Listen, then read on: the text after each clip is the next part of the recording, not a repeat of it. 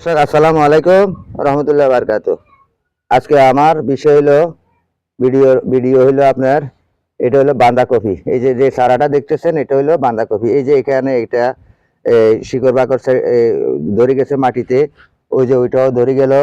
তাহলে আমার এখন কি করতে হবে, এখানে মাটি উঠাইতে হবে, এটারে দাঁড়া করাইতে হবে, এবং প্লাস এখানে যখন শিকড় বাকড় ধরে যায় তখন আপনাকে যে গোড়ার অংশে যে আগের পুরানো পাতা আছে না, এই পাতাগুলা কি করতে হবে, এই পাতাগুলা আপনি এইভাবে কেটে দিবেন।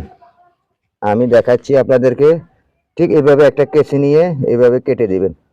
এইভাবে একটু অংশ রাখবেন সামান্য, কারণ এই পাতাগুলো কেটে দিলে আপনার বাকি পাতাগুলো আপনার ওদের গাছের ক্রুদ বাড়বে এবং গাছের শক্তিশালী হবে, গাছ উপরে তাড়াতাড়ি উঠে যাবে। তাহলে এই হিসাবে এই যে দেখেন, আমি এখন কেটে দিচ্ছি। এই যে দেখেন, এই এই